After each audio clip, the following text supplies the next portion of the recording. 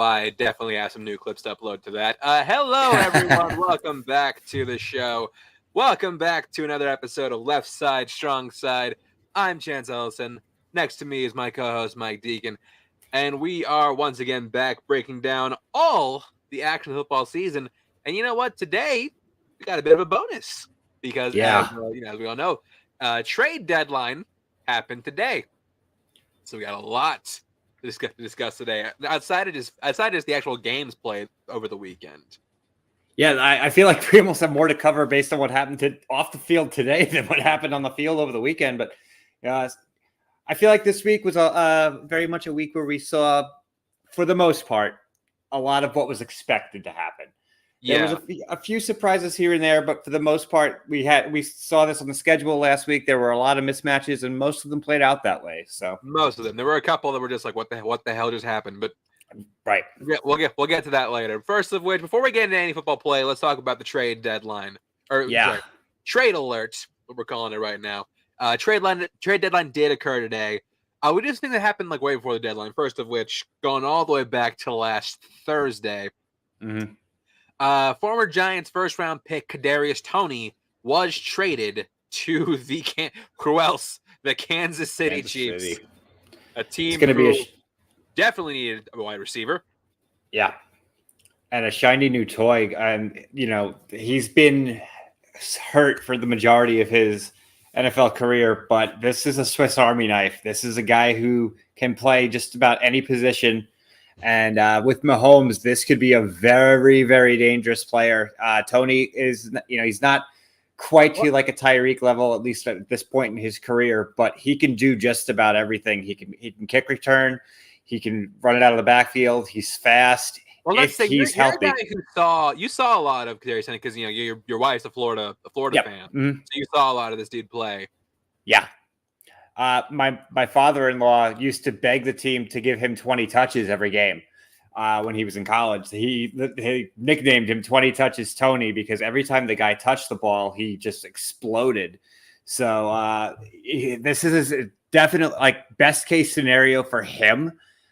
He couldn't have wound up in a better spot. And for what Kansas City gave up for him, they did well in this. And I think this is a pretty mutually beneficial trade too, because he didn't want to be on the Giants. I'm pretty certain that was a pattern. I'm like 99% sure the reason he was so injury prone because he did not want to play with Daniel Jones. And I can't blame him. Yeah, 100%. And he's going to he goes from Daniel Jones to Patrick Mahomes, who's going to get him the ball all over the place.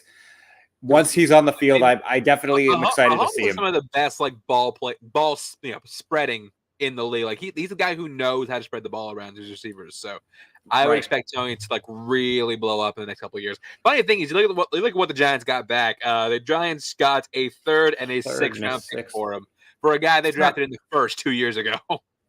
Right. Well, I mean, the scenario with the first, remember, they traded down in that draft and then they picked him up. So they already got a little bit of capital out of him, but obviously they were smart enough to realize this wasn't a good fit and got what they could when they could. I mean, this is like a peak Gettleman decision. Yeah. What's a defense? I don't know. Let's draft more wide receivers. And now look, their wide receivers right now are a joke. But yeah, maybe the worst receiving core in football. One of two, yeah. Yeah. But speaking, the team that probably has the other one. Let's talk about the fire sale going on in Chicago. Just Chicago, the Chicago Bears moving to Arlington Heights for the new stadium. And they're just basically having a garage sale for all their good players. Robert Quinn is gone. He was traded to the Philadelphia Eagles. Yep. And as of this past couple weeks, guy who wanted to trade at the beginning of the season, Roquan Smith, also gone. Looking at the returns for those, let me give me 1 second. Robert Quinn was a fifth, I think. It's either a fourth or fifth, and then Roquan they got a good return for. It was a fourth. Yeah. Roquan they got a good return for it because he's Roquan. It's Roquan. He was their best player at the time, and he just come off a really good game. Roquan fetched for a second and a fifth. Yeah. And, both of those players, obviously, Quinn going to the Eagles, he could not have asked for a better landing spot, especially, he's been in the league for a little while, looking to get a championship again. And that's a team that's built to win right now. He's in an ideal situation. And then when it comes to Roquan, obviously he wanted out. He wanted out of Chicago really, really bad.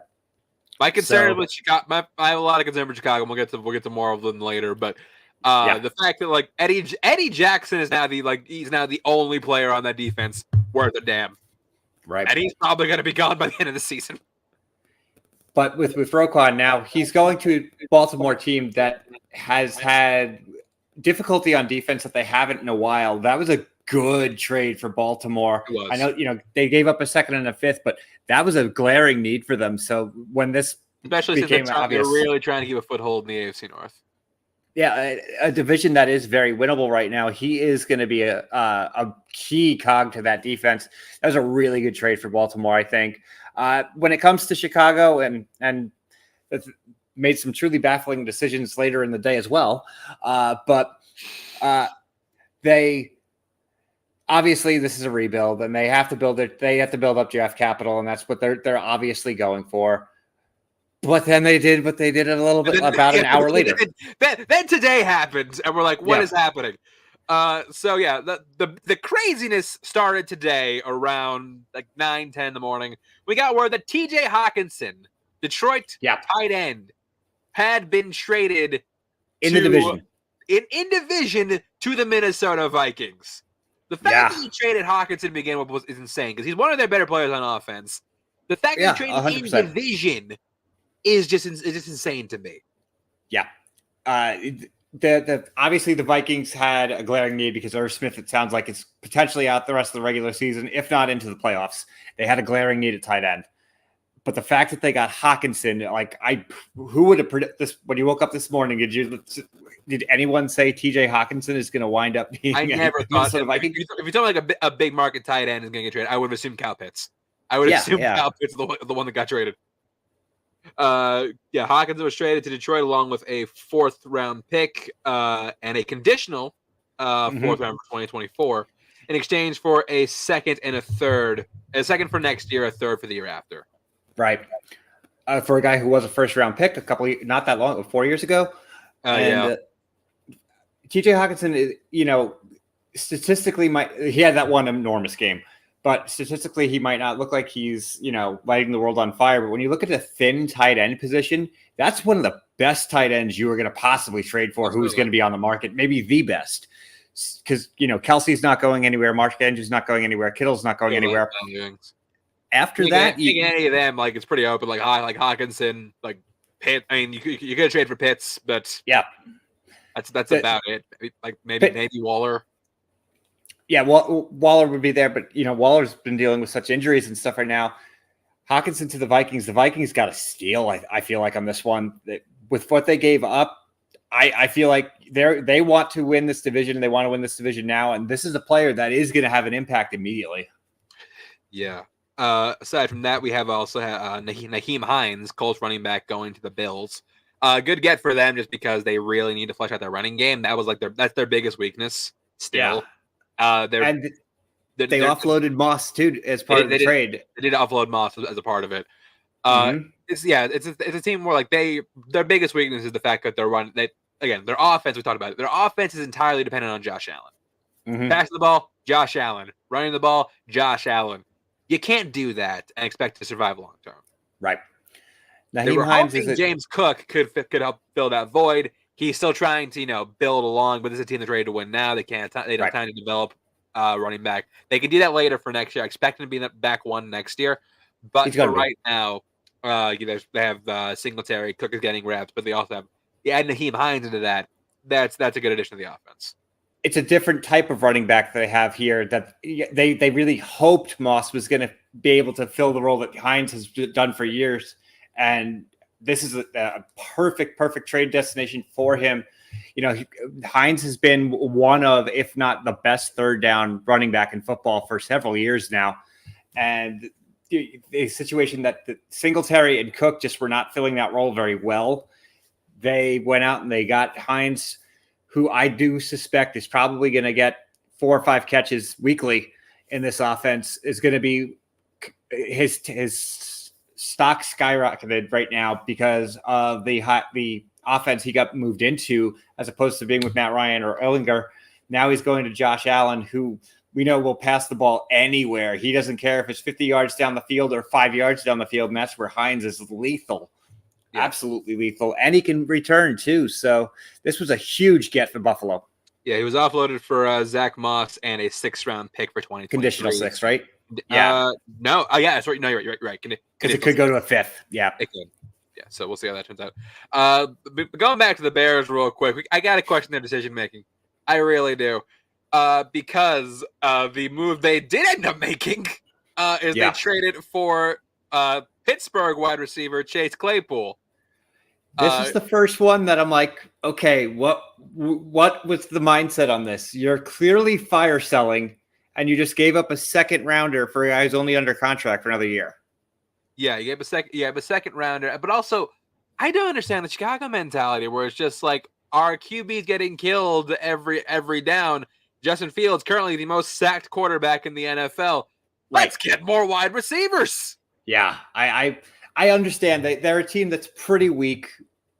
They got rid of their 2 best players. They're pretty weak everywhere. They have a need almost everywhere aside from running back and quarterback pretty much. But was wide receiver really the top priority right now? I don't think so. Yeah, I mean, as a Pittsburgh fan, I did like Claypool. I am sad to see him go. I am praying that we use that 2nd-round pick on an O-lineman because Lord knows. That was a real good. Pittsburgh, in my mind, did win this trade, getting what they got for Claypool. I'm 100% on the Pittsburgh side on this one. We still have Johnson under contract. We have Pickens. We have Austin whenever he eventually gets healthy. Right. And again, look, this is an organization who is traditionally really good at drafting wide receivers. So they're very good at getting them late too. They don't always need early round wide receivers. They're great getting deep wide receivers.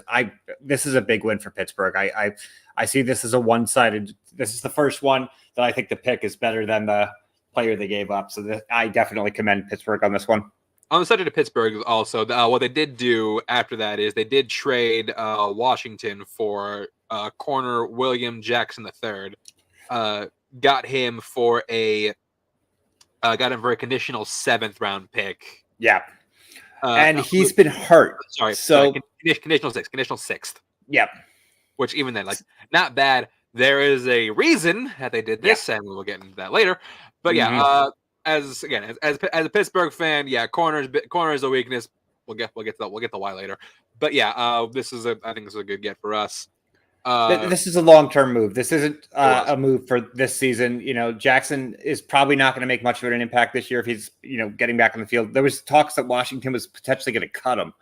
So obviously Pittsburgh had a need at the position. This is a low risk trade here. Washington's lucky to get anything out of this. They were fortunate. Again, they were talking about cutting him. So Washington's probably just jumping up and down that they got something for him. Pittsburgh had, it's a dart throw, but they needed help. They really did. Someone who came out big today was first of which I think the biggest today is probably Miami. Miami, this is the big one. Who not only got Jeff Wilson Jr. In exchange for Chase Edmonds and I believe a pick. No, so Jeff Wilson they traded for. Edmonds was part of the Chubb trade. Oh, Chubb trade. Okay, sorry. Yeah, so they got Wilson from San Francisco, but also they did trade a 1st-rounder for Bradley Chubb from the Denver Broncos. And this is a pick that they had in their pocket from the 49ers from the Trey Lance trade. 49ers trade. So just keep in mind, 2 years ago, they 49ers traded 3 1st-rounders to Miami to get Trey Lance. Miami turned those picks into Jalen Waddle, Tyreek Hill, and Bradley Chubb. That's GM. Hats off to you. Miami, you could 100%. They hit a home run with that trade. I was critical of you before Chris Greer, but these are some good moves. Fantastic moves. They want to win. They also don't just want to win this year. This is a team that's building. for their future. They are going to be scary for years to come. They are in their division with the Bills, which is going to be tough, but Miami is not messing around right now. They're not. I mean, especially considering what happened this past Sunday. We'll get to that later, but conversely, Chase Edmonds and Jacob Martin both went to the Broncos. The biggest, in my opinion, free agents, most shocking one, at least in my opinion, was the fact that the Atlanta Falcons traded Calvin Ridley to the Jacksonville Jaguars. Where did this come from? I don't know. Ridley is still suspended. Here's the best part. Oh yeah, he's suspended because he bet on the Falcons Jaguars game last year. Jaguars. And now he is, and now he plays for the Jaguars, or he will when he comes back next year. Yeah. Big get for Jacksonville, obviously. I Ridley, when he's on the field, is he's a superstar. Yeah. And with Christian Kirk and Ridley, that's one hell of a 1-2 punch. Obviously, this Jacksonville, again, looking forward, getting Ridley in this circumstance is really going to help them in the future. Ridley is still he would have been in his 4th year this year, if I'm not mistaken. This would let me see. Would have been his 4th or would have been his 5th? 2021. It would have been his 5th. So it would have been his 5th. Okay. So he already needs a new contract. Yeah. But Jackson, this is presumed the sign and trade kind of situation that they obviously it's not going to show much impact this year, but the conditions of the trade are he can't play this year, so obviously he's not going to show anything. Right. But the conditions of this trade, out of all of the trades that happened today, there are so many circumstances to this trade that it can go up to a 3rd round pick, if I'm not mistaken, much if he plays. Can become a 5th. So he was traded for conditional 6 and a 4th rounder. The 2023 pick becomes a 5th rounder if Ridley's reinstated, which looks like he will be. The 2024 pick becomes a 3rd rounder based on playing time and can become a 2nd rounder if he signs a long-term extension. If he signs a long-term extension, yeah. So this one, there's a lot going on with this trade. If this guy comes back and is what he was 2 years ago, absolutely Jacksonville hit a home run. Got to give the Falcons a little bit of credit, knowing what they have right now. That he is such a question mark that you might potentially get a 2nd rounder for him after everything that's gone on with him, and he's not been on the field for over a year. This seems like the Falcons, I almost slightly give them the lead in this. Again, it's going to help Jacksonville, but I think the Falcons did a very good trade here for somebody who's not going to play for them this year. Meanwhile, in Wisconsin, we really didn't do anything. We really didn't do anything! Nothing. Absolutely nothing. Funny thing is, Pitt that they offered a 2nd rounder for Claypool in Pittsburgh, and they turned him down. Yep, that's crazy. I think that's Claypool hilarious. would have been an immediate one if he went to 100%. Green Bay. 100%. All right, but that's those are all the trade talks we have for during season so far. Now move on to some actual football to talk about. Going into the Ravens Buccaneers, aka Lamar Jackson versus the former Mr. Gisele Bundchen. Is now officially the former Mr. Gisele Bundchen. Yeah. And boy, is he playing like it. Brady looks just terrible. I never thought I would find myself saying those words, but Tom Brady looks awful right now. Yeah. And it's not a matter of yards, because like the dude did throw for like over 300 yards for like one of the several times in his career. It's the fact that like the offense under him is just failing to do anything. I've seen more 3 and outs with this Bucs offense than you've seen in years combined on the Patriots. Yeah, like this offense is just ineffective, and the biggest problem we talked about at the beginning of the season. The biggest problem with this offense is the complete lack of skill in the offensive line.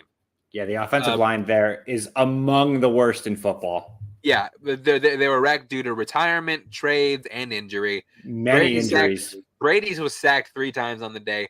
Fournette, one of the more powerhouse backs of the league, only got 24 yards in the day. Yeah. They could not establish anything. And Baltimore has been a weak run defense most of the season. Like the fact that they couldn't do anything. Yeah, they couldn't do anything against Baltimore, who struggled against the run. Tampa Bay is the biggest disappointment, I think, in terms of what their talent is on paper. You think so? Compared to anybody else in the league. There's maybe one or two other teams that are in that conversation. But when you're talking about a team that has Tom Brady, Mike Evans, Chris Godwin, Leonard Fournette, all these players that we mentioned, and their defense behind, and a very good defense. And their defense, honestly, with the exception of the Kansas City game, has done fine. They're not elite or anything, but they've done more than enough to keep them in the games. It's just their offense can't do anything. They're not effective at all.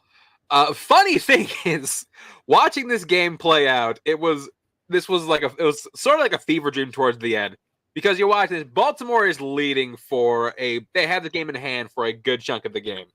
Well into the fourth quarter, yeah. Well into the fourth quarter. Here's the problem. And during the fourth quarter, they secured a double-digit lead. Mm-hmm. Every single Baltimore fan is now sweating. Yep. Why? Because they have blown more double-digit leads in the second half than any other team this year. Yep. But they held on to it. They held on to it. They are very fortunate. Isaiah Likely did step up after the Mark Andrews injury, and Demarcus Robinson, who I don't recall hearing his name at all this year, in place of Rashad Bateman, all of a sudden looked like a superstar. So they got fortunate that some of the guys on the team stepped up and took over. Lamar played fine. It wasn't his best game. It wasn't his worst, but it was enough to beat this Tampa team. It's kind of crazy that like just how hot Lamar started this year, like looking like an MVP, looking like he's going to get that $230 million guaranteed. Past few weeks, though, not been the case. He's been fine. He's not. Serviceable.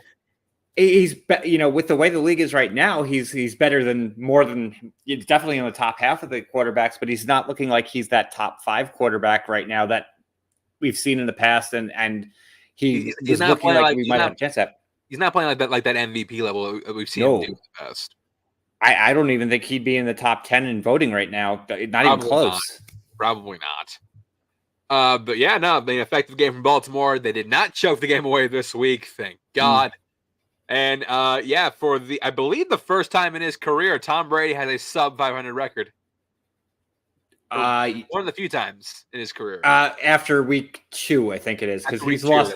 Yeah, because he's lost week 1s before, but right. Yeah, sorry. After week 2, it's the first time in his career that he's had a sub 500 record. Mm-hmm. Moving on to our next game, and back across the pond once again for London Bowl.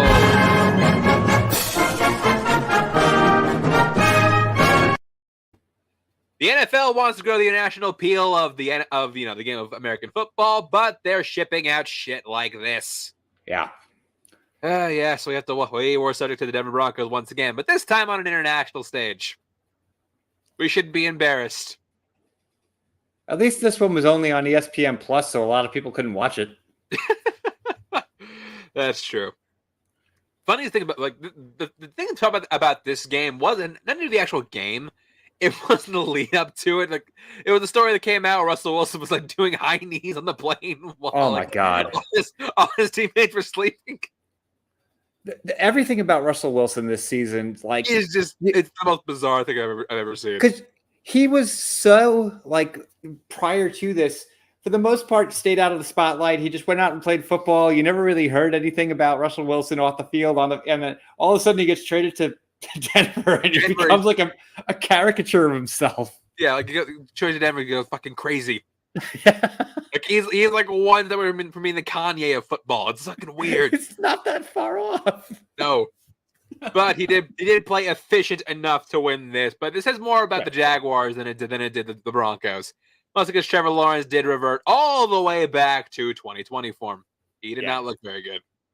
And this is a game where they had ETN broke out. Like ETN had a fantastic game.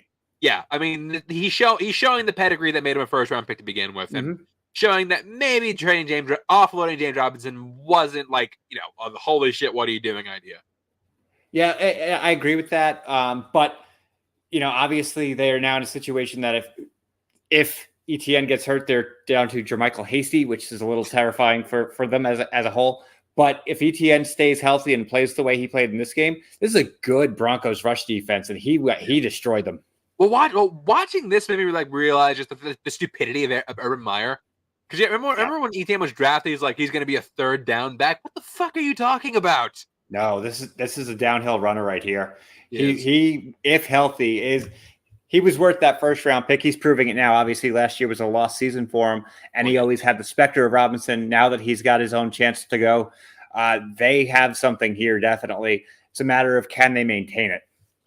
Yeah. Well, I mean, they're also going to need the offense to, the pass offense to come through. I mean, when you pay Christian Kirk how much money, right? And right. He got that asinine contract. How much money? Eventually.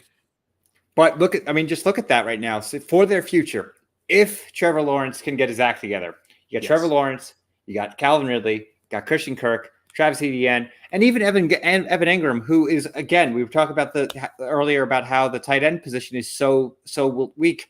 That's a solid tight end in the NFL right now. Yeah, nothing flashy. Makes mistakes, but rarely makes mistakes. Right. And he can block, so that's nice for him too. Mm-hmm.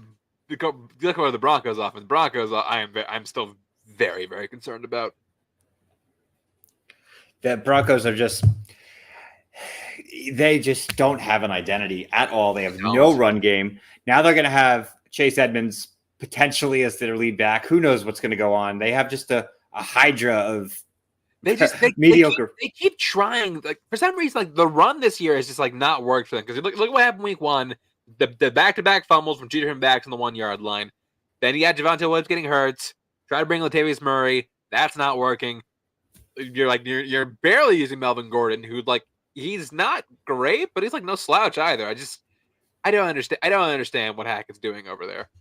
There's so many question marks again for a team this talented. They're very similar to the Bucs.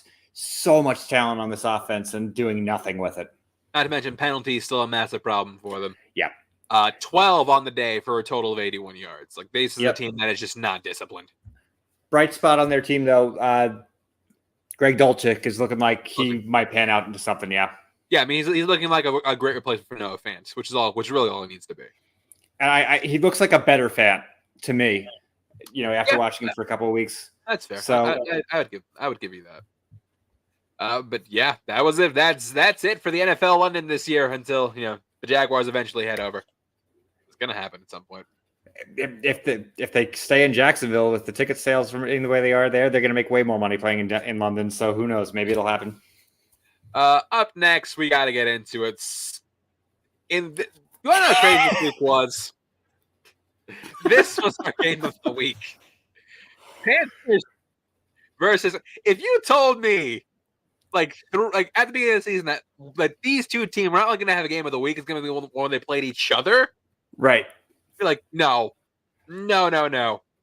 This game was literally what the hell is going to happen next. You really were just watching this game. You had no idea what the hell was the next thing was going to happen. And I was watching it on Red Zone, and I was just like, well, go back to that game because something's going to happen. And yeah, this is a game that just went. This game went insane. Yeah, and but in an awesomely bad way. There were so many dumb things that happened in this game to make it prolong. But you kept watching it. It was a train wreck, but you couldn't stop watching it. Yeah, I mean the real trick. I mean it started unassuming. Falcons are going in the fourth quarter with a lead, up by 8. Again, if they blow this, it's not the first 3 quarters. First 3 quarters. Yeah, first 3 quarters. Yeah. Fourth quarters where things get fucked. Yeah. There were a grand total of 26 points scored in the fourth quarter. Defense just went home. Blown coverages, missed assignments everywhere. And PJ Walker and Marcus Mariota are lighting the world on fire in the fourth quarter. Yeah, they made PJ Walker look like an MVP. Mm-hmm. A guy who should be in the XFL. Right. Who coming into the season was going to be, third string and probably inactive most games, is now, he's on a bad Panthers team, but a bad Panthers team that's fighting. I'm pretty sure he's the full-time starter now. At this point, he's got to be. How do you put Baker or Darnold in over him? The way he's played, he's earned it. Yeah. He lofts PJ Walker lofts a beautiful spiral to DJ Moore. One of the best passes of the season, I would say. Arguably the best pass of the season. I struggle to think of a better pass I've seen this season than this one. 62 yards, touchdown. They tie the game up. All they have to do is kick the field goal to win the game. Here's the problem, though. DJ Moore, in his infinite fucking wisdom, decides to take his helmet off. Which, if you let us forget, in the NFL is a penalty. Unsportsmanlike conduct, I think, 10 or 15? 15. 15. So a 20-ish yard field goal attempt now goes it's now a 30, a nearly 40-yard extra point attempt. And you've got Eddie Pinheiro, who has had the yips since he's been in the NFL. Yes, and lo and behold, it happened again. He misses the extra point, so we're going into overtime. Then it is full-on trench warfare. Nothing's going right. Eddie Pinheiro does a chance to win the game again, but he misses the field goal once again. Wildly misses it. Wildly misses that field goal. And the kid, you could tell, he was rattled. There was no way when he went on that field to make that. There was no way he was making it. I'm like, has he been cut yet? If I'm Carolina, I'm cutting him. That's ridiculous. This is going to be, if I'm not mistaken, Carolina is either his 6th or 7th team he's been on, and I mean, there's a reason for it. Another Florida Gator who I watched in college, he never missed in college, and then he got to the NFL, and he did get hurt right out of. And when he first got taken, he was by the Raiders. He got hurt. He never recovered. Yeah. As of right now, he has not been cut. I think that's a mistake. I would, if I'm Carolina, I'm cutting him and I'm going to get Rodrigo. Yeah. At this point, did Rodrigo get signed to a practice squad? I think he did. Aside from Arizona, let's see. Rodrigo. Maybe it was Arizona that I'm thinking of. Yeah, he's still in Arizona. Yeah. Okay. Because Prater's back now, so yeah. Prater is back, so he's gonna need someone else to go soon. Point is, Pinheiro missed it left, which gives other kicker Younghoe Koo a chance to end the game, and he does. Younghoe Koo. If I have a 40 or 50 yard field goal, and he's one of the 5. Obviously Justin Tucker is who you want more than anybody else, but Koo, when the game is on the line, does not miss. He is silently one of the most clutch kickers in the league. 100%. He's just on a team that very infrequently, at least in the past few years, been in situations to win games. But when they are, he's got ice in his veins. He's a damn good kicker. Yeah, the game and the grand total of 71 points scored between the two teams. Between the Falcons and the Panthers. 72 points. Deonta Foreman had carte blanche on the team, which is funny. How much better they are at running the ball, considering the fact that they just traded their best player. Deonta Foreman scored 3 touchdowns. This is insane. This game was just absolutely insane. We need more of this. We do need more of this. There's so many bad teams. We don't need these, Indianapolis, Houston, 10-10 games. Give me this. I want to watch this nonsense. And with this game, the Atlanta Falcons currently hold the number 1 possession. seed. Sole possession of the NFC South. That is insane. They were projected to probably be the number 2 pick overall in the preseason. So they've already won considerably more games than I thought they'd win this year. So. Yeah. Moving on to our next game. Not nearly as exciting for one particular reason. I wanted to bring on PLD to talk about this game. It's the Bears and the Cowboys. Yeah. They did bring back the traffic cone look for this game. Yep. It's terrible. Yeah, I don't like the orange on orange. I'll admit it right here. The offense not doing too bad, but here's the problem. They let the Dallas defense just have way too much freedom. Yeah. That's something that's going to be a continued problem considering that Roquan Smith and Robert Quinn are both gone. Yeah, and when you look at Tony Pollard running wild, and I've actually been a bigger fan of Tony Pollard than Zeke all year this year. I've been saying they should have done this from the get-go. Look what happened when he gets his opportunity. And I know that Jerry Jones is going to be super stubborn and is going to want to put Zeke back in. But for the Cowboys, Pollard's your guy right now. This game right here just showed you need to get him the ball. He makes things happen that Zeke can't do anymore. And then when you look at the Dallas, Dak did fine. It wasn't anything spectacular, but against this Bears team, it was more than enough. The Bears, though, again, and another one I've been saying all season, Khalil Herbert is your starting running back, not David Montgomery. Yeah, Khalil Herbert's so much better. So much better than him. Yeah, and this key in mind. This is with an O-line that is still absolutely atrocious. Just a god-awful. The Bucs, the Steelers, the Bears, and the Jets have just terrible O-lines. The Rams, too. The Rams in there. The Rams. So it's 5 teams that are just terrible. And the Bears just can't do anything about it. Justin Fields, I feel bad for the kid. He's scrambling just so much. Like, he's running for his life. He's doing what he can. This team, it's not on him entirely. I mean, I know he's made some mistakes, but the mistakes he's making, it's because he's under constant pressure.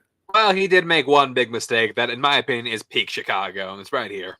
Stepping up, sidearm sling. He's got a connection. There goes Montgomery, who lost the football. The Cowboys have it.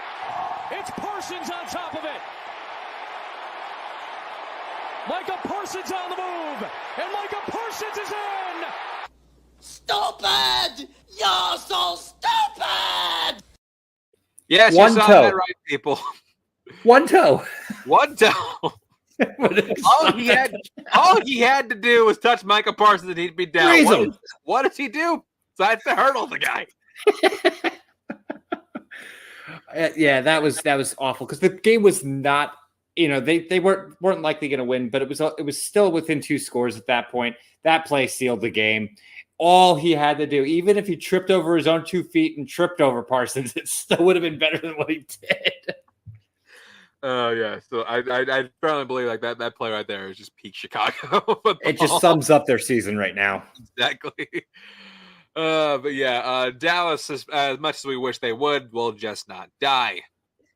They have a solid defense. They do, like their defense is becoming one of the top 3 in my opinion, and they're just not making mistakes on offense that a lot of other teams are. Their offense isn't necessarily flashy, but they're doing the right things to win right now, and that's in the current NFL. If the team that makes less mistakes, most games wins, and that's what they're doing. Yeah, no, good. I mean, begrudgingly, I say good on you, Dallas. Well, speaking of defense, let's talk about a team that has the exact opposite of that. Talk about the Detroit Lions versus the Miami Dolphins. So yeah, defense.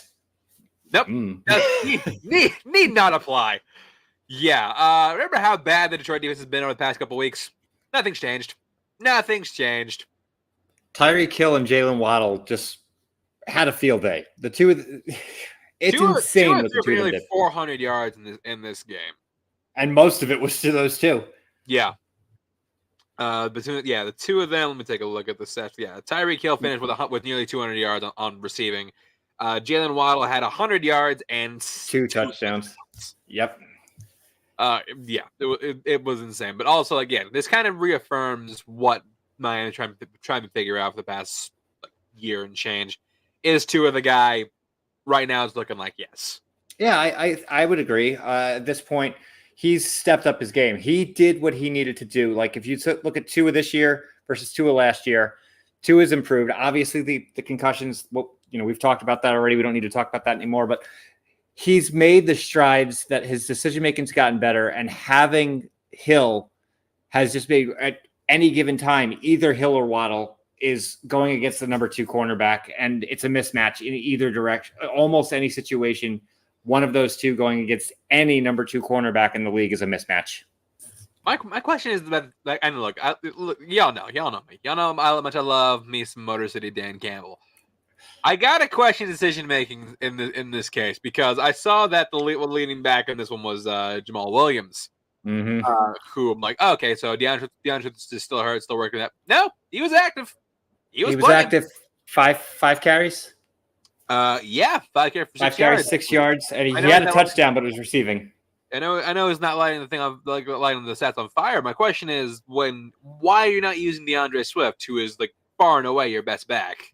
Here, the question is like, why was because they actually did address that today, and they said they want to ease him back in. I'm like, why are you going to ease him back in? Wait till he's 100%, then put him back in. Then put him back in. Like, yeah, don't risk further injury when you got a player like that.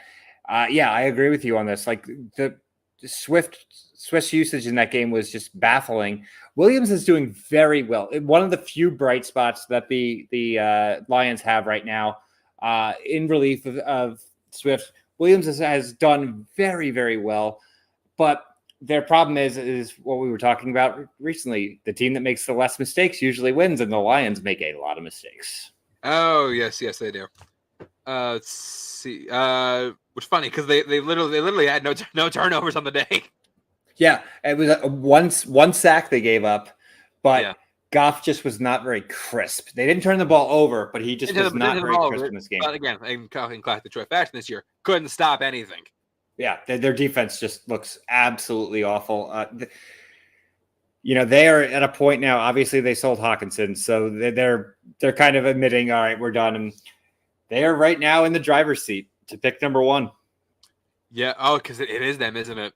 They are the number 1 pick if it ended today.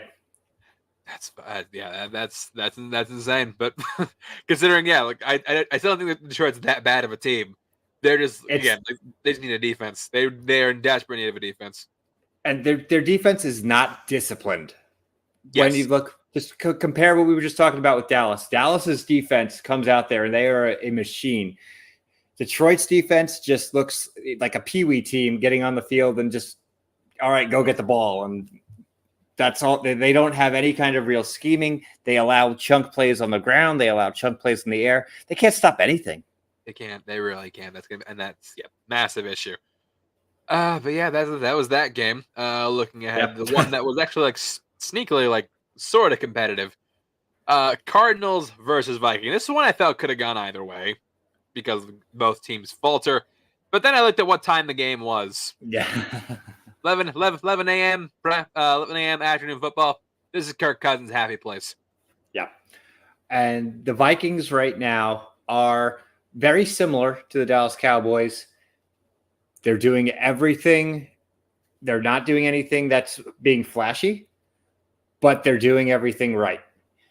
They have a good balance on the ground. They're using their attack when they need it.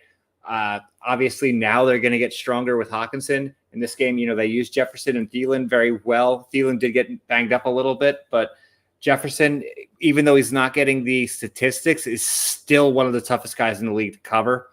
Dalvin Cook and Madison are one of the best tandems at running back in all of football, and they have a really solid defense. So this game went pretty much kind of how I thought it would, because Arizona is going to put up points at this point, especially with D-Hop. D-Hop being on the field is a godsend for this team. Just watching the catches that guy makes, because for someone like Kyler, who has been known to be a little bit erratic with his throws, he is the perfect wide receiver for somebody who's like Kyler, who has a bit of a cannon, but not the best accuracy. Well, you got a guy who's going to catch the ball if it's 5 feet away from him. So, no, yeah, 100%. D-Hop finishing with a little, just under 160 for the day and a touchdown. Insane. And some of the grabs he made, that touchdown he caught was absolutely insane. Yeah, this offense needed D-Hop back desperately if they were going to try and salvage their season. Their run game, obviously Minnesota's pretty decent against the run. So Eno didn't really get much going. I am curious to see if Arizona is able. Again, they're in a division that is still not out of their grasp. When Hollywood Brown comes back, we don't know exactly how long that's going to be, though. You got Hollywood Brown and Hopkins together. That's a hell of a tandem. It is, absolutely. Defense still needs work. They also have a big turnover problem. Kyler. Kyler lost 2, or nothing. Mm-hmm. Kyler threw two picks, Gave up a fumble, but he did recover it, so it's all good. Greg Dortch, however, did give up a fumble on the day, so yeah. On the punt return. On the punt return, which get in prime position, so yeah, gave the Vikings a chance to run away with it. This is a winnable game for Arizona, but again, given the fact that who their coach is, could not close. And we're gonna get a lot more of Arizona starting next week with the in-season Hard Knocks coming up. So we'll get a nice inside look onto what's going on there. It's gonna be interesting. Again, like I said, they're not my favorite, or I wouldn't say right now I have them penciled in for the playoffs, but it's not out of their reach. It's not, especially in the NFC, nowhere near out of reach. That 7th seed could go just about anywhere. There's very few teams in the NFC right now that are 100. I would say are just Detroit, but aside from Detroit, that 7th seed could go pretty much anywhere. Yeah, it could, including this team right here, because next we're looking at the Raiders versus the Saints. Now I will give credit. I will say this: looking at the Raiders' performance in this game, they did manage to score the exact same points as division rivals, the Chiefs and the Chargers, who are on bye, both of which were on a bye week. Yeah, the Raiders and they're going to have to deal with it again this week. They are awful when they are in the early time slot. They are the inverse of Kirk Cousins. Kirk Cousins, the earlier they play, the worse they get. Yeah. I am just shocked to see the fact that they got shut out. I believe it's like the first shutout in Raiders. I don't know if Raiders history, but like the first shutout they've had in a very long time. Been a very long time, yeah. And they couldn't do anything on offense. Like their whole offense was shut down. There was so many 3-and-outs. Yeah, Carr had 101 yards passing. Derek Carr, a guy who I'm genuinely a fan of. Carr was visibly beaten, looked like shit, got his ass moved into his chest, and was later benched to spare further pain. Yeah, exactly. And you have Devontae Adams, who, if I'm not mistaken, had negative passing receiving yards. 3. It was bad. 3 yards. Yeah, 3 yards. Devontae Adams had 3 yards when he was healthy. Yes, that is wild to me. It blows my mind that the Raiders traded for Devontae Adams and somehow got worse. Yeah, how did this happen? I mean, well, we know how it happened. It's coaching.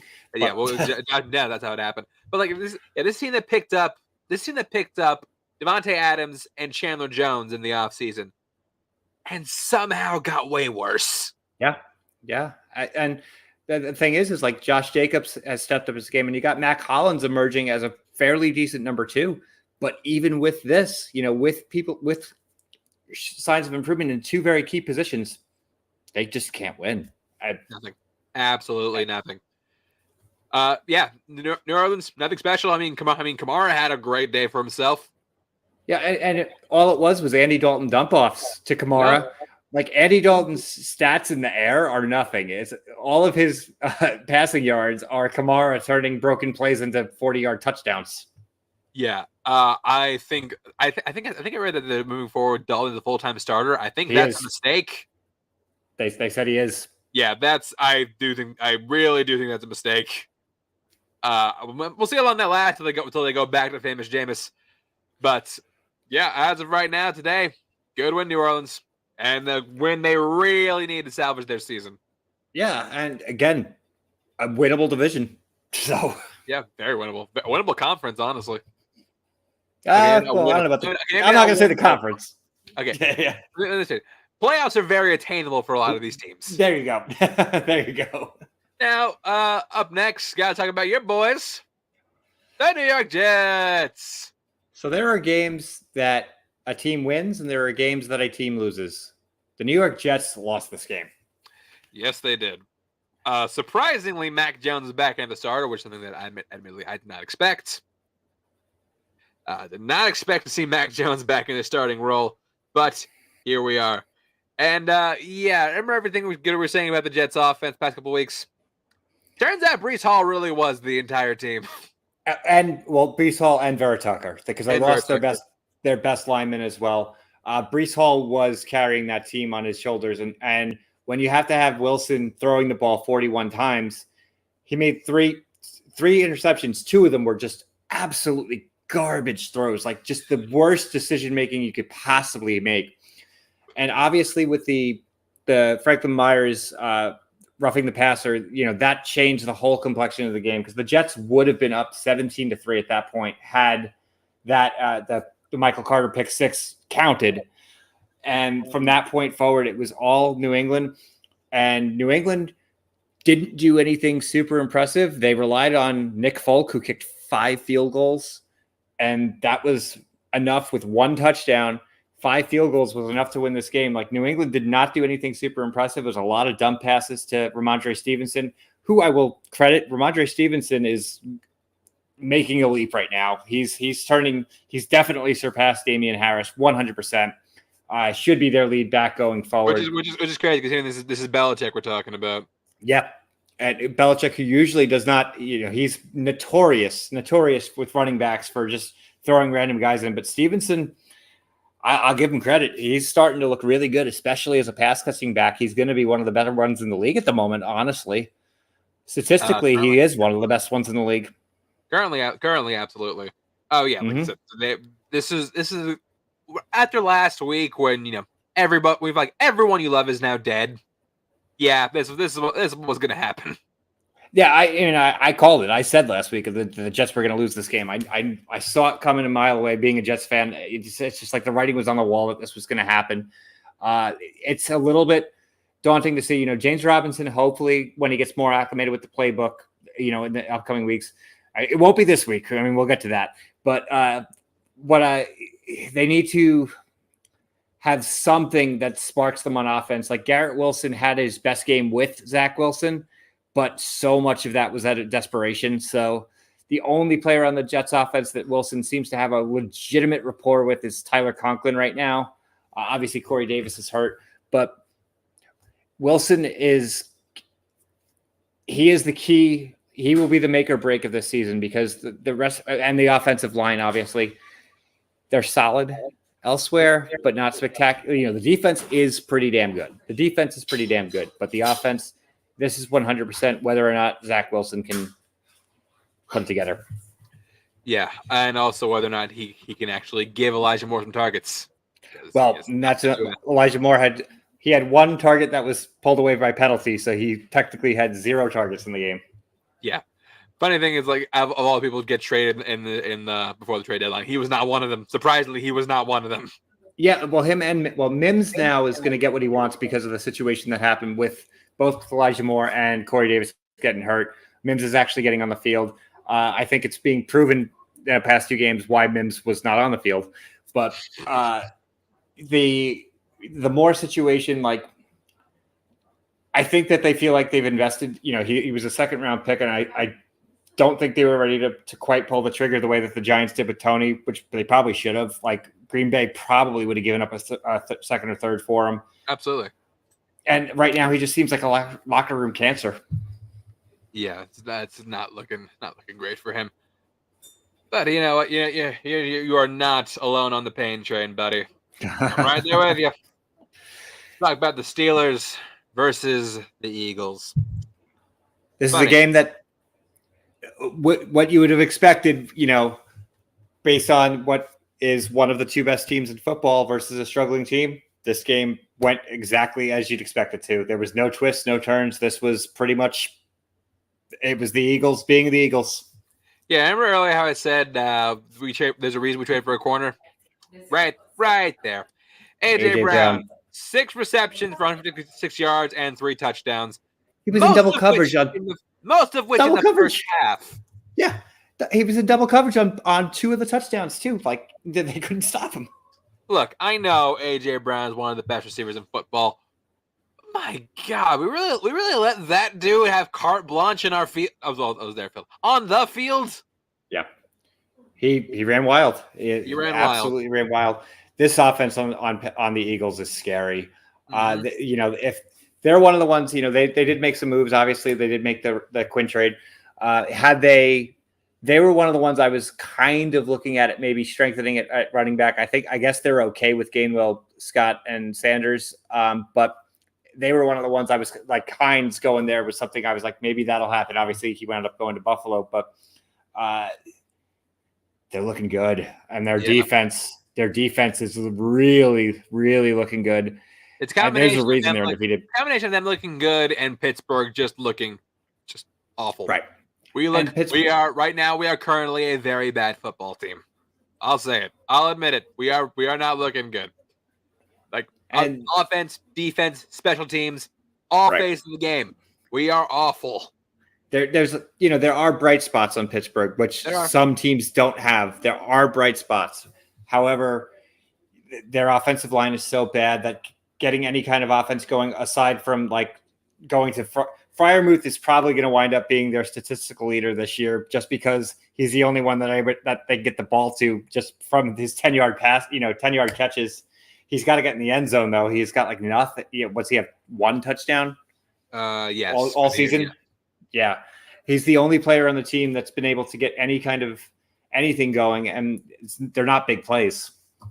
They're really not. Again, this is going to what I've been saying since week one.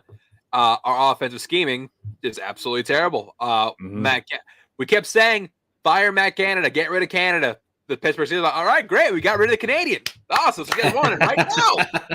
No, this is not what I said. What I meant when I said I want all Canadians in jail. Oh yeah, it's just the Steelers though. Again, they've kind of I feel like realized, hey, this is the first time in a long, long time they're rebuilding, and they're going to embrace that. It looks like so.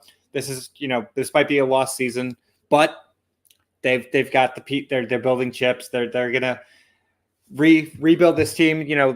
They're gonna go youth. It definitely looks that way, which they had not done in a long time. It not.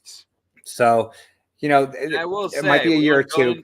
Going into the bye week, thank the Lord that TJ Watt is coming back after the bye week. Doesn't matter. Thank Jesus, Allah, Morgan Freeman. I don't care. Thank God that TJ Watt is back this week. Yeah, it's gonna be. He's a game changer on that defense, and they are gonna finally have a pass rush, which they have not had like at all since he's been gone. So, yeah, 100%. I'm on page with you. He's gonna definitely help them out immensely. I don't know if they're gonna be winning any games specifically because he's there, but they're gonna be tighter because he's there. Yeah, this is a rough patch for Pittsburgh Steelers football. Boy, yeah. Steelers go Super Bowl somehow. Moving on to our next game. Got the Titans versus the Texans. Only one story. Only one storyline.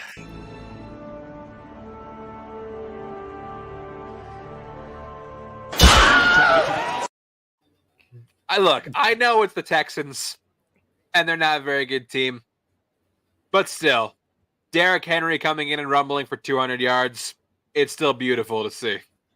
It's literally all that needs to be said about this game. The rest of this game, anything else we're going to talk about is pretty much irrelevant. This was the Derrick Henry showcase. You look at this.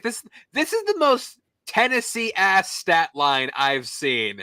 55 yards. This was the first start of newly drafted rookie QB Malik Willis. Through a grand total of 10 passes for 55 yards and a pick. That's it. That's all he had to do. But this kind of exemplifies why Tennessee is so successful. Because if Derrick Henry is rumbling, you don't need to do anything else. You really don't. They don't. He is the one non-quarterback in this league that is 100% the offensive game changer on his team. There's no other player in the league that's not a quarterback that carries the team on offense the way that Derrick Henry does. Yeah, the thing is, this is one of the things where, you say, Tennessee, if you can stop Derrick Henry, you stop this team. Problem is, Derrick Henry is extremely hard to stop. How do you stop him? He's the toughest running back to tackle in football. Yeah, within a period of 4 weeks, he has put himself back in the top 3 of rushers in the league. Easy, not just yes, statistically, but yes, just but watching him. It's him, Chubb, and Barkley, and I'm willing to put money on the fact that he passes Barkley next week. That's going to happen. I think so too, because the Giants don't play next week. But also, even if they were, I still think he'd pass Barkley. And the Giants, we're going to get to this, but the Giants have suddenly shown some chinks in the armor. And yeah, I don't see Barkley being nearly what he's been recently. So yes, I 100% agree. Honestly, if I'm Chubb, I'm worried about him coming for my spot on the list. Yeah. Mm-hmm. Yeah, it's Chubb and Henry right now as the two most dangerous running backs that are pure runners. Obviously Eckler is doing a lot too, but that's a lot of his is coming out of the screen game. Yeah, but aside from that, when it comes to pure rushing right now, Breece Hall was putting a conversation in for that too, obviously, but we know what happened there. But it's Chubb and Henry 100%. Yeah, and for one, I'm happy because I think football is better and more entertaining when Derrick Henry is healthy and running like this. Oh, I agree.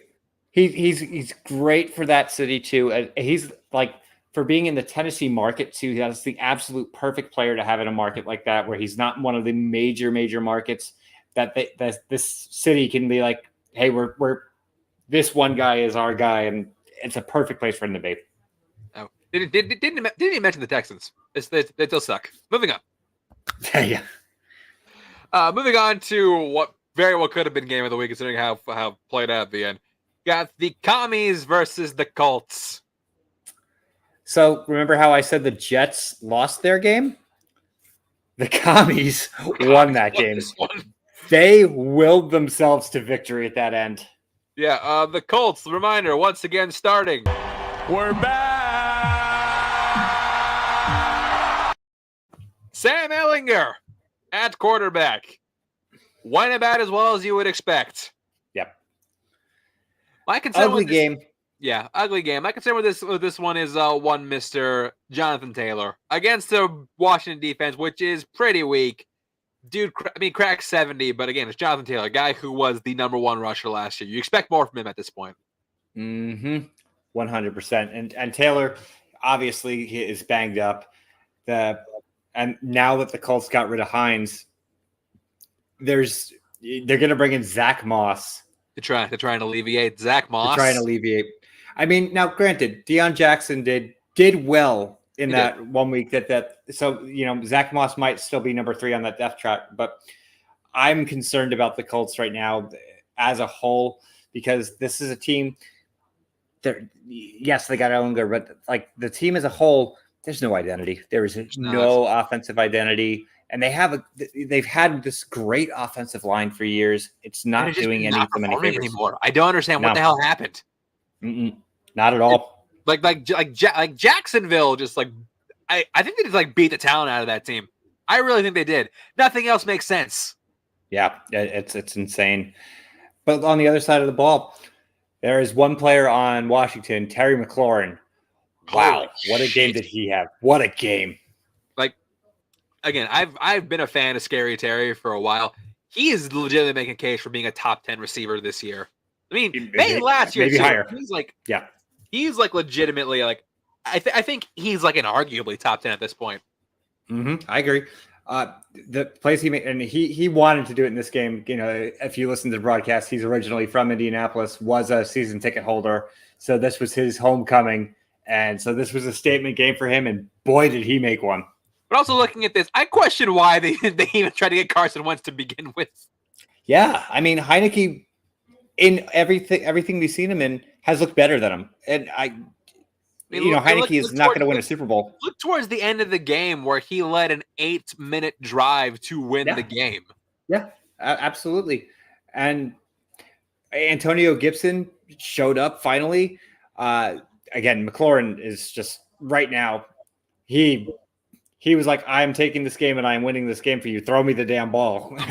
Put the team on my back. Yeah, and boy, did he! Like one of the MVPs of the week by far, Terry McLaurin. Wow, I was impressed watching him this weekend. Yeah, no, I really was too. I like watching Scary Terry do his thing. But yeah, Colts. If I'm Frank Reich, I am very concerned about my job. Yeah, they've claimed that he's going to be fine for the season, but by the end of the season, they have to make a change. My question is though, like, because they literally just extended him through 2026, so like you're gonna have to pay that out if you fire him. Yep. So this is going to be a rule situation. Rule 2.0. Like the only thing saving him right now is that contract. Same with Cliff Kingsbury. The only thing saving them right now are their contracts. This stupid contract they have. Yeah, absolutely. Because otherwise, they'll be pulling a Chris Bosh, who off topic, but Chris Bosh's contract of getting paid ended today. Credit to his agent. It ended today. Yeah, today was the end of that Chris Bosh ridiculous contract. So that's great. Frank Reich, look at that man, Chris Bosh. That's your inspiration. Bouncing over to the NFC West, we had the Niners taking on the Rams. Statement. This was a huge statement game for the Niners, and for both teams, both teams saying something very different. Yeah. The Niners saying, you know what, we are putting together. The Rams saying, holy fuck, what happened? The Rams they are probably the worst rushing offense in football right now. This is on the count of, well, one, they lack an elite back because, well, Cam Akers still hurts. But two, even if he wasn't, the O-line here is just horrendous. Atrocious. Just absolutely atrocious. Like, I seriously think they are, like, calling Andrew Woodward to see, like, hey, I know you're retired, but, like, how retired are you? Yeah. That's bad. And you have Stafford, who he's never been the most mobile quarterback. He's not like Matt Ryan immobile, but he's never been known for he's a gunslinger, not an improviser. Yeah, exactly. And he is very, very fortunate that if they did not have Cooper Kupp on this team, Cooper Kupp has bailed him out so much. Things are going very wrong for this team very fast because Cooper Kupp also hurt in this game. Yep. Yeah, and questionable. It sounds like he's going to continue playing. He did come back, but yeah, that's your identity, right? That is your team on offense right now. Now, on the positive side for the Rams, they are finally starting to integrate Allen Robinson some more into the offense. A little bit, yeah. Little by little, he's getting there. I think that by the end of the season, he will be on the forefront of the team. Mm-hmm. But yeah, this had very little to do with LA and everything to do with San Francisco. Christian McCaffrey, first person in Niners history to throw for a touchdown, run for a touchdown, and catch a touchdown in the same game. The hat trick. Yeah, this is beyond the Christian McCaffrey they were expecting. Like in this game, everything they gave up for him, it's like, did they give up enough? Like Carolina should have asked for more watching him in this one. No, yeah, absolutely. I mean, the dude was stellar. And again, this kind of speaks to like Christian McCaffrey as a whole, whereas it's like when he's on the field, he's a legitimate game changer who teams have to scheme around to defend. Right. Is he on the field all the time? Not exactly, but when he is, he's a game changer. And he's also in one of the most running back friendly offenses in football in the recent history. This is a team that is going to scheme for him, and like when Debo, and they didn't even have Debo this week. So when they have Debo and they have McCaffrey, and they have Kittle and they have Ayuk, this team could start to pull away in that division. They're the only team in this division that I think could definitively finish above 500. Yeah, because every other team's looking pretty sus at best. I think that the Niners are looking at double-digit wins at this point. Some of the games are going to be ugly that they get them because obviously Jimmy G is Jimmy G, but their defense is really solid. They've got a really, I just mentioned all those players. How do you stop that many playmakers? They should hit double-digit wins and win this division. I don't see how any of the other teams are really going to compete with them at this point. Yeah, Rams looking like one of the bigger disappointments this year, considering that they were a team like their entire philosophy in the offseason was run it back. Yeah. Looks like they are not going to be doing that unless, barring a major turnaround, they're not going to be doing that. Yeah, they're in trouble right now. The Rams are definitely in trouble.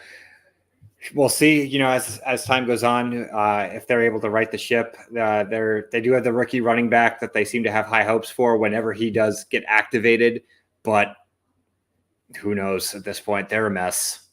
Yeah. Up next, we got what I'm calling Sus Bowl.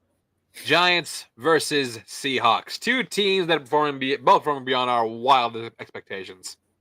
And one of them seemed to come crashing down back to earth, and the other one still played pretty well. Yeah. New York learned one very hard truth this game. Daniel Jones is still, in fact, Daniel Jones. Yeah. He's got to start throwing the ball more. And Seattle schemed him so well, getting the pressure on him, not allowing him to get outside, making him make quick decisions, and that's not Daniel Jones's strongest point. The Seahawks, this is a team that everyone counted out pretty much immediately this year, and I don't know, getting rid of Russ gave them some sort of spark because I guess they're playing really. Geno Smith of all people, Geno Smith. Yeah, like looks like a competent quarterback. This dude hasn't played this well since he was a goddamn Mountaineer. I don't exactly. understand. Yep. When he was projected when he was originally coming out of college, he was projected to be a first round pick. He did fall to the second round, but you're 100% right. He has not looked this good since his West Virginia days. Yeah, I think I said last week that the key to this game was going to be whoever can stop the opposing team's rushing defense. You're going to be against two very good running backs in Saquon Barkley and Walker. Not much on the ground from either. I think both topped off at about 50-ish yards.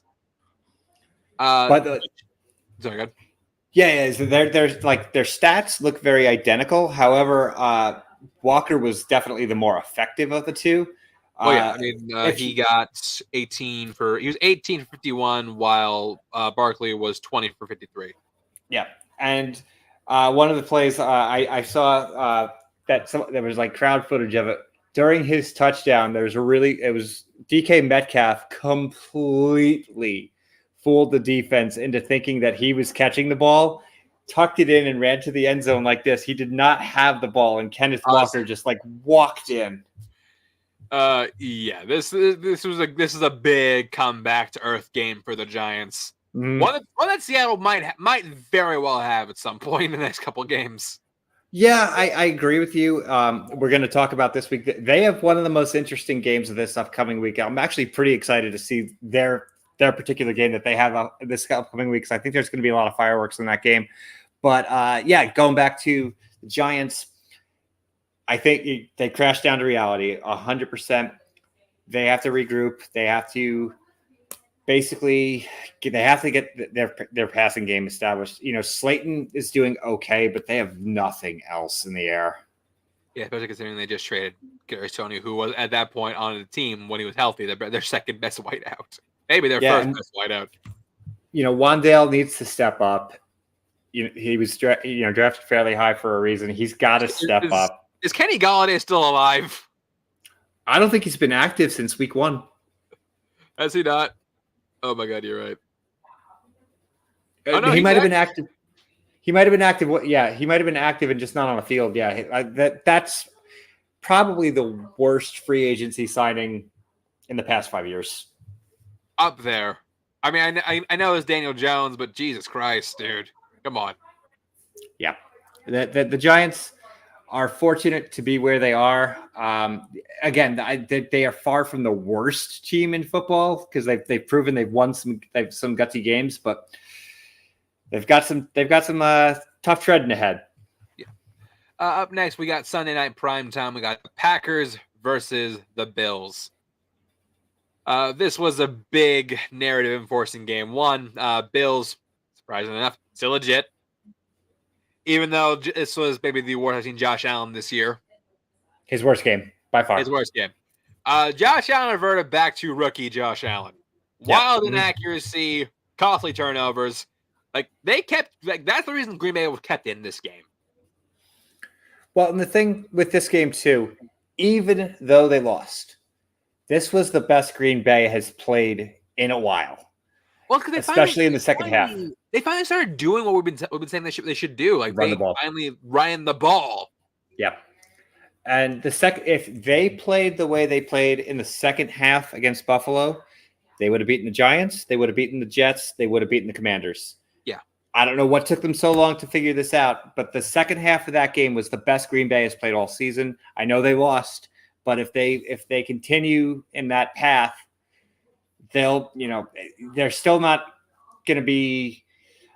I don't think they're going to catch the Vikings at this point at all, but they're not necessarily out. Aaron Rodgers is still Aaron Rodgers. I don't think he's regressed as much as Brady has. Oh, he's like I saw some of the throws he was making in that game. Still incredible. Yeah, so they're a team that, this is a marathon, not a sprint for Green Bay. If they can continue to scheme the way they did in that game, both defensively, they actually played very well. And this is Buffalo. This is Buffalo you're playing, who's one of the 3 best offenses in all of football. So their defense did pretty well. They had 2 interceptions on Josh Allen. Both of those were terrible throws, by the way. But, yes, but Aaron Jones, they finally used him the way they should be using him. If Romeo Doubs can just stop dropping passes and play the way he did in the second half of this game, that they need that. Tunyon's playing okay. Green Bay just needs to basically just slow down, take things one game at a time. They're not as bad as they've looked. They should have a better record than they do. Yeah.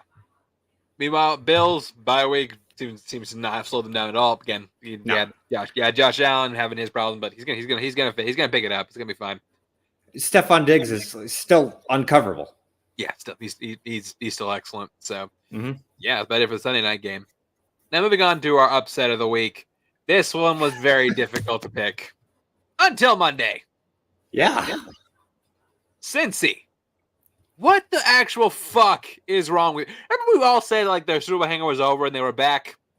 Well, we both said last week that was the last team we'd want to play right now, and Cleveland just punched them in the face.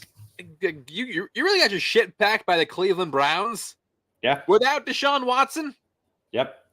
Cooper and Chubb just ran wild in this game. Yeah, like look at that. Cooper only had five receptions, but for 131 yards on the day.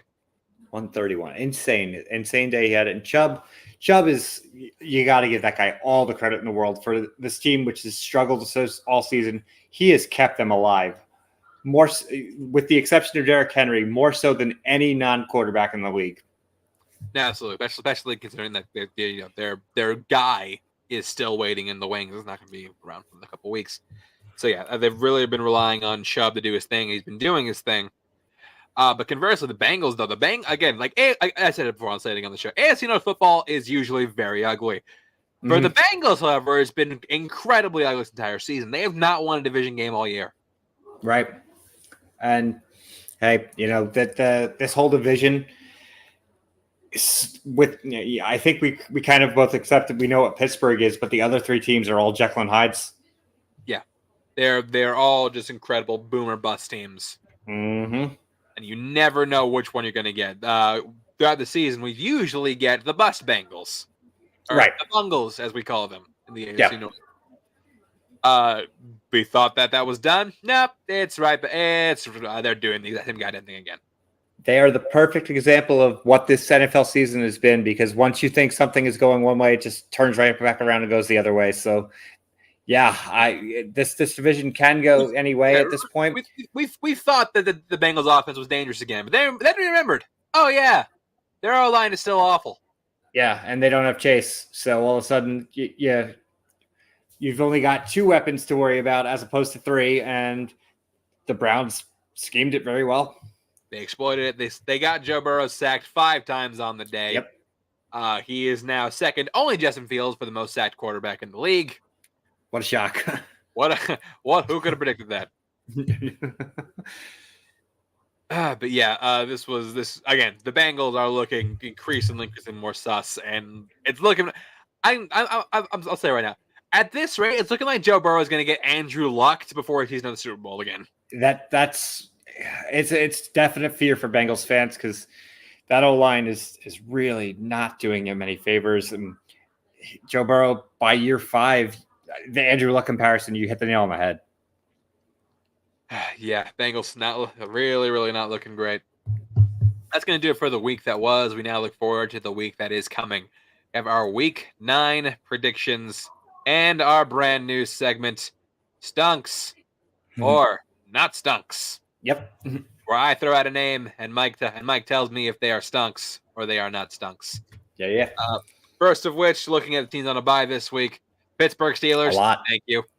The Cowboys, the Browns, the Giants, the 49ers, and for the first time in 8 goddamn weeks, we do not have to watch the Denver Broncos play football. Woo!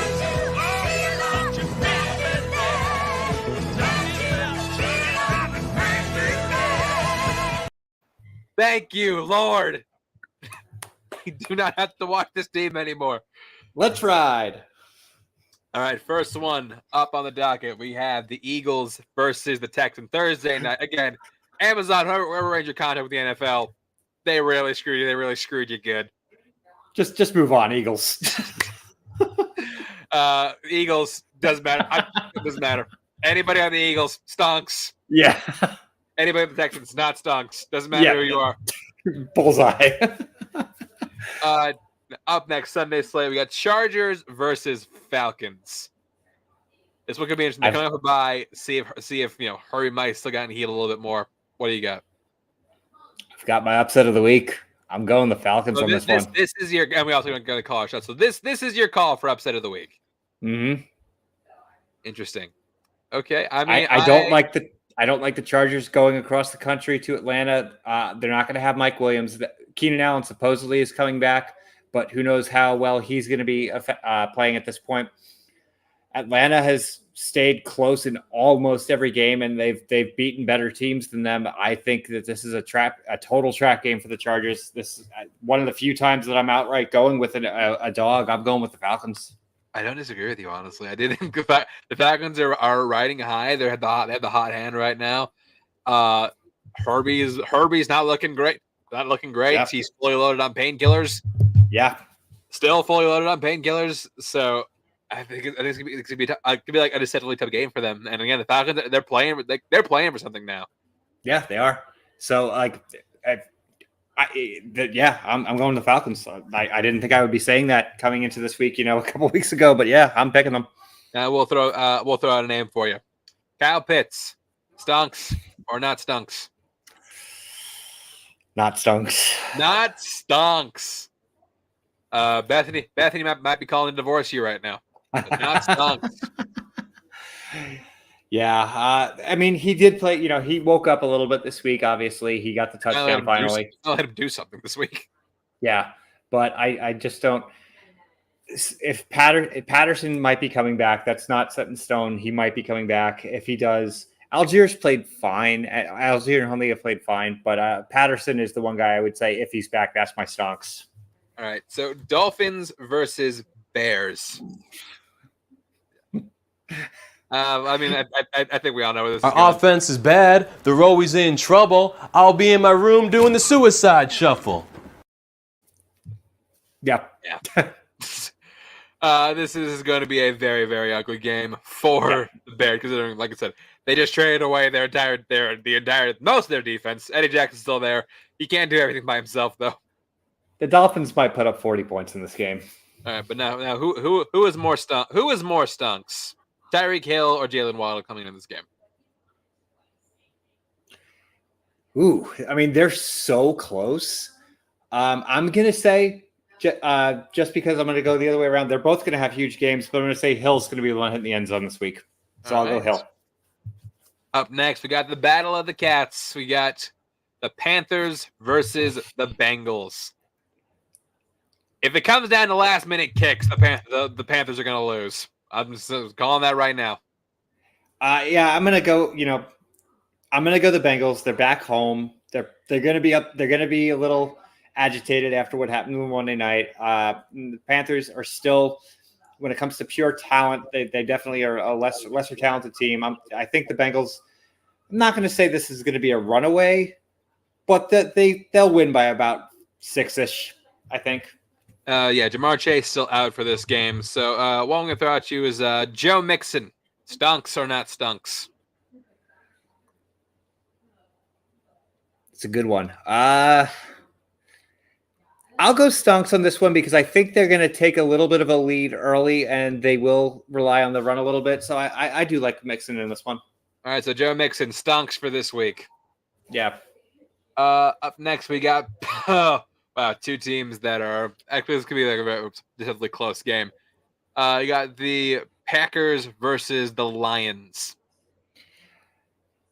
So wow, I mean, this is the game. that Aaron Rodgers needs for the confidence Bills because he's got the worst defense in football. Yeah. For a team that has struggled on offense as much as the Packers have, this is the game they need to rebuild themselves. I just don't see any scenario that the Lions win this game with that defense the way it is. I don't. Aaron Jones is going to score 2 or 3 touchdowns. Aaron Rodgers is gonna pick apart this defense. Now, for the Lions, considering they just lost a big weapon, is Amon-Ra St. Brown stunks for this week? For this week, no, because of Jair Alexander. Okay, so Amon-Ra St. Brown, not stunks. Yeah. All right, up next, we got the Colts versus the Patriots. Take the under. Take the under. I'm definitely going to go. This is going to come down to coaching. I'm definitely going Belichick to outcoach Frank Reich. It's not going to be a high-scoring game. Could be very similar to how they beat the Jets, just kicking field goals, but I don't see any scenario that the Colts win this game. Now, in this game, stunks or not stunks, Jonathan Taylor. Not stonks. They're gonna scheme for him. Stunks. They're gonna scheme for him 100%. He's gonna get shut down. All right, fair enough. Up next, we got your boys are back in the fire. The Bills versus the Jets. Yeah, the Bills are gonna run away with this one. Now, all right. Let's see. Throw a name for you. Let's go. Garrett Wilson. All right, so I'll throw you Zach Wilson. Zach Wilson 100% not stonks. Garrett Wilson is not going to affect the game, but because they're going to be playing from so far behind, he might have stats. Okay, we'll call that medium stunks. Yeah, like a slight stonks. I think because I think it's not going to affect the game, but he's going to get the ball a lot. Up next, we got the Vikings versus the Commies. It's a 1:00 game, 11:00 for you. I'm going to go with the Vikings on this one. It's Kirk Cousins. Yep. Now, in his new uniform, T.J. Hawkinson for this week. Stunks. He's going to get a touchdown. He's going to get a touchdown. I'm going stonks. Stunks. Yeah. For T.J. Hawkinson. I don't think it's going to be like a huge number. I think he's going to get like maybe 2 or 3 catches, but one of them is going to be in the end zone. All right. Up next, we got one team that's really bad and one team that's somehow worse. The Raiders versus the Jaguars. What did we do to deserve this? I don't know.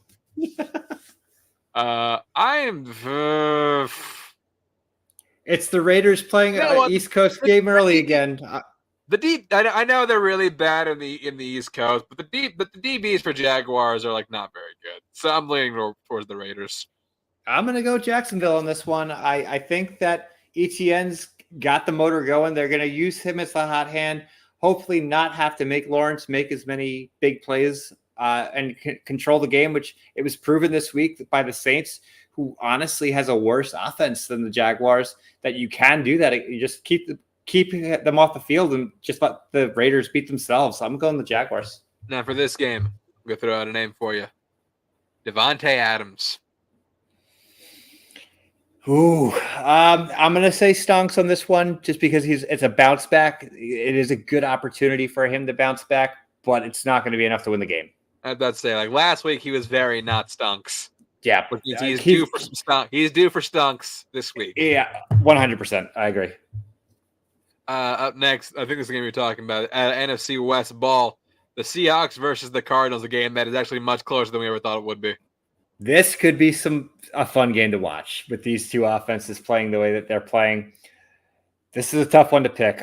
Being that it is in Arizona, if it was in Seattle, I probably would outright go see the Seahawks. But being that it's in Arizona and the way that Hopkins is playing right now, high-scoring game is incoming. I'm going to go because of D-Hop. I'm going to pick the Cardinals. Because of D-Hop. So you got D. So I'll go without D-Hop anyway. So you got D-Hop. D-Hop stunks. Oh, 100%. All right. I'm also. It's tough because it's tough though. This game could come down to the last possession. For argument's sake, I'll say Seattle. I think I'm surprised. I'm more impressed with Geno Smith than I have Kyler Murray this year. This could be a fun game. This could be a very fun game. Up next, we got a rematch of playoff game from last year. We got the Rams taking on the Buccaneers. This game we thought was going to be interesting. Now we realize could be very, very ugly. I don't know how to pick this game. This is actually probably the toughest game for me on the schedule because you got two teams who are just struggling so mightily. I mean, it's in Tampa. It's a 4:25 start, 2:25 for you. I don't love either offense right now. I'm gonna go just based on the offensive line. I think Tampa's going to pressure Stafford enough that I'm going to go with Tampa Bay. I don't love the pick, but I'm going to go with them. I think they eke it out. Now, given what we've seen of the Buccaneers offense, the Rams defense stunks or not stunks? I'm going to go not stunks. Not stunks. I won't be surprised to see some sort of confrontation between Mike Evans and Jalen Ramsey. The two of them. If there's like an over-under for how many fights break out, take the over. Yeah. All right. Sunday night prime time, we got Titans versus Chiefs. This is an interesting one. Yeah. Here's the thing is, the Chiefs' run defense is like sneakily like not very good. It's not good at all. It really isn't. They've been exposed by lesser teams on the ground, lesser teams and lesser backs.